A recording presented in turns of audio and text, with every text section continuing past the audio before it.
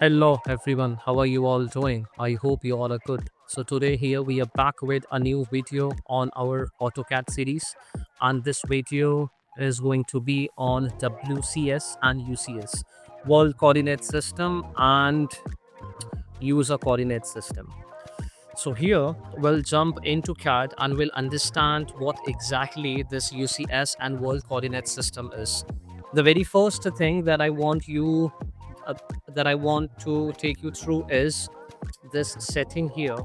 When you go to view and in this model viewport, we will enable coordinates option here. So for doing that, you can right click here, and when you go to show panels, enable this coordinates option. So here you will be able to find all the options that will let you work with UCS and WCS. Now, basically, what is WCS? WCS stands for World Coordinate System. And you need to understand one thing, that this is indicated by this icon, and WCS never changes. It will always remain at 0. It will never change. Okay. It will never ever change.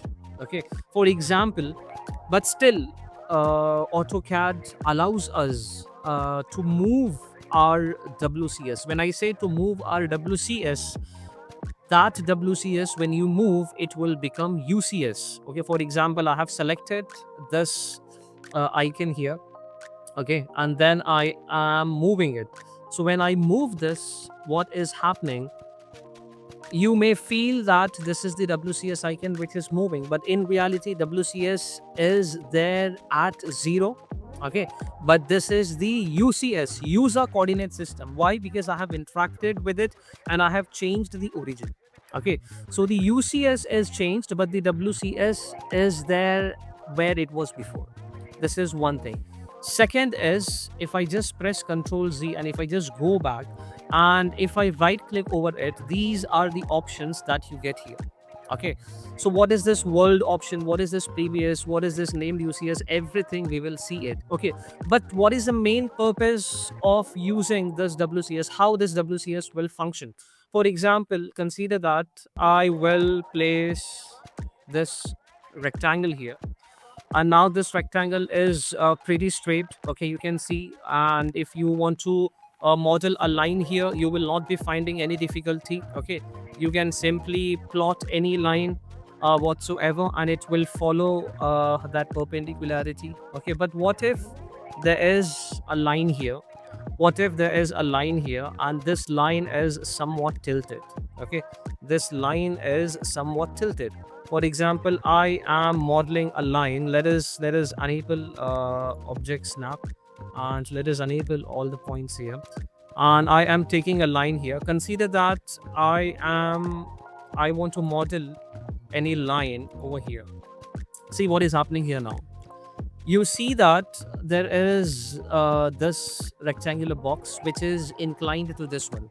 Now what if you want to model a line which is perpendicular to this one? I mean, here you will have lots of difficulties. First of all, you need to understand that this is north, this is east, this is south. Okay, and if I want to model any line, first I want to find out the angle between this two one. Okay, so to find the angle, what we can do is we can go to annotate, and then here we'll take this aligned option, angular option. Okay, so when we take that angular option, what will happen? It will give us the angle 112. Okay, now if I want to model any line, I have to first check it out. Okay, where exactly this line is ending, then what angle is over here. Okay, all those things I have to do, and then I have to first define the distance here, and after I define the distance, I have to enter the angle. Okay, I have to enter the angle. Consider that this angle is around 9 degree. Okay, and in that manner, what will happen? We will be defining this line. Okay, we will be defining this line again. This is, I mean, a hectic work, but how this UCS will help us? How this UCS will help us in this manner? So what we can do is, first of all, consider that there are too many details everywhere, and in between all those details this UCS is lost. First, Can you change the position of this UCS? Yes, you can change the position. And I am calling this as UCS, not WCS, because I am going to move it manually. I have placed my UCS here. Okay. Now, still, you see that it's not following this inclination. What I can do, I can place my cursor on this one, X, and I can rotate this. Okay. Now, when I have rotated this, my workspace has rotated. But again, this workspace is not going to help because this is tilted. So for that purpose, what will I do? I will press plan command. When I press plan command and I will say current UCS, see what has happened. Can you see what has happened?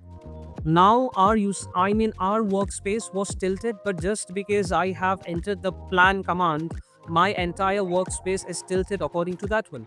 Now if I want to model any line without any hassle, I can model so easily. See this. See this. Okay. And when my work is over, I can simply place my cursor here on this UCS. Okay. And then I will go to this world. See, back to place from where we started. Okay. Now again, our workspace is tilted. You go further and you enter the plan command. See, again, what has happened? Did you see that? I mean, our entire workspace was tilted. But we made so easy because we were having the knowledge of UCS. We arranged our UCS according to that tilt. We did our work and then we came back to our original point, our original place. So this is the power of UCS. I'll just go back further. Consider that you want to keep your UCS here. You want to keep your UCS here. But now it has become very difficult for you to spot UCS. In that case, what you will do, another option CAD provides us, which is I will click on this UCS icon. I will do right click and I will say origin. Okay. Not origin. Let me just go back. I will first click on this one and I will say show UCS icon at origin. See what has happened. Our UCS is here. Okay, this is the origin now. Okay, but still the indication shows that this is here.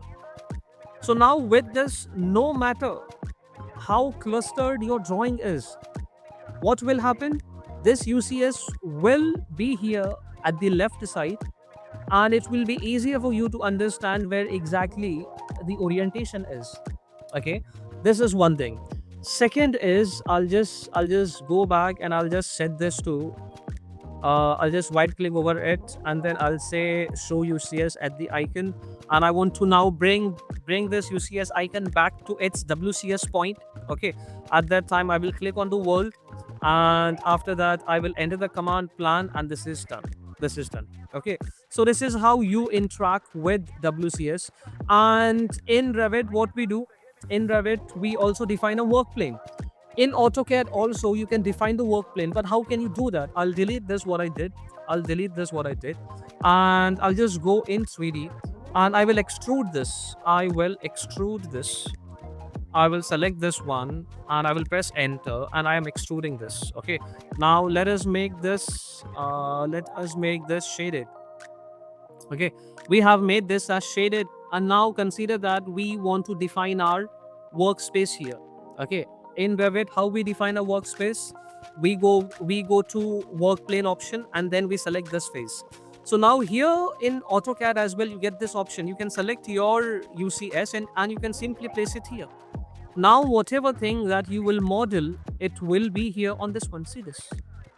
Okay, this is another thing that I wanted to show you. But how this UCS is related to Revit? How this UCS is related to Revit internal origin and Revit center to center. Okay, you know that in Revit, I'll just go back. Okay, I'll just go back to the point. All right. Okay, now we are here, and I'll just go to Notepad, or else let me be here in this slide. Okay, you know that Revit provides us two options. One is internal origin to origin, Okay, and the other option is center to center. Before that is center to center. Okay, center to center. Now what are these two options? Okay, now I'll open paint. Okay, I'll open paint, and here I have paint. Okay, so consider that this is the AutoCAD drawing, and here this is the boundary of the entire geometry that you have modeled. Okay, but now you are using center to center option. Okay, I'll just move this here, and I will write down here this is CAD. Clear? This is CAD, and I will take another rectangle, and this is Revit. Okay, this is Revit. Sorry for my handwriting. Yeah, so now this is AutoCAD. Consider, I'll just do this one again. Okay, I'll first delete this. Okay, let us just erase this first. Okay, let us erase this, and I'll draw a small boundary of the entire geometry. So now you have selected which option? Center to center option.